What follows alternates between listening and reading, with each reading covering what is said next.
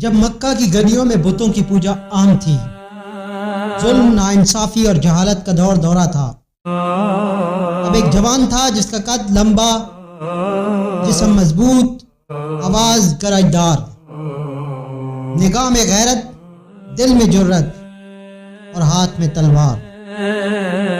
قریش کے معزز قبیلے سے تعلق رکھتے تھے، خاندان میں سرداری تھی، عزت تھی، روب تھا۔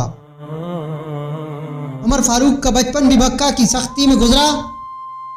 وہ اونٹ چراتے، کام کرتے اور بچپن سے ہی سخت مزاج اور خوددار تھے، لیکن ایک صفت موجود تھی اور وہ تھی سچائی۔ جھوٹ برداشت نہیں کرتے۔ دشمن بھی جانتا تھا کہ عمر کی زبان سے جو نکلے گا وہ سچ ہوگا۔ اسلام سے پہلے حضرت عمر کو شراب، جوئے اور بے حیائی سے نفرت تھی۔ اسلام سے پہلے حضرت عمر کو شراب، جوئے اور بے حیائی سے نفرت تھی۔ وہ کہتے تھے میں کبھی ان چیزوں میں نہیں پڑا، کیونکہ مجھے اپنے وقار اور عزت کا خیال تھا۔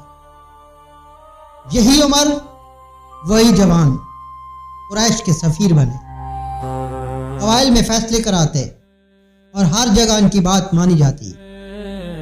لیکن جب حضرت محمد مصطفیٰ صلی اللہ علیہ وآلہ وسلم نے توحید کا پیغام دیا اور بتایا کہ اللہ ایک ہے، اس کا کوئی شریک نہیں، تو عمر کو غصہ آ گیا، کیونکہ یہ پیغام قریش کے نظام کو چیلنج کر رہا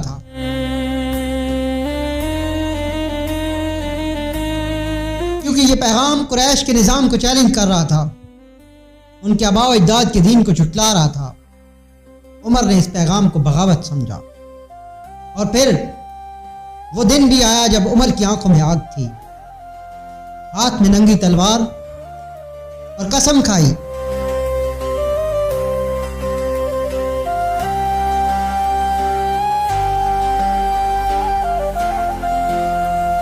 کھائی آج محمد کو قتل کر کے ہی واپس آؤں گا۔ ذرا تصور تو کریں، جس کے دل میں ابھی ایمان کی چمک نہیں تھی، لیکن سچائی اور غیرت اس کے خون میں دوڑ رہی تھی۔ اللہ نے اس ہی دل کو ہدایت کے لیے چنا تھا۔ یہ عمر کا اسلام سے پہلے کا وقت تھا، ایک طوفانی، پرجوش اور بے باک جوان، جس کا ہر قدم تقدیر کے ایک عظیم لمحے کی طرف بڑھ رہا تھا، اور وہ لمحہ بہت قریب تھا۔ کیسے دشمن اسلام کا بڑا محافظ بنا، اور وہ کون سا واقعہ تھا جس نے عمر کے دل کو پگھلا دیا؟ ناظرین، یہ دیکھنے کے لیے آپ کو اگلی قسط لازمی دیکھنی ہے۔ چینل کو سبسکرائب کریں، ویڈیو کو لائک اور شیئر کریں تاکہ نیکسٹ آنے والی قسط آپ تک ضرور پہنچ سکے۔ شکریہ، اللہ حافظ۔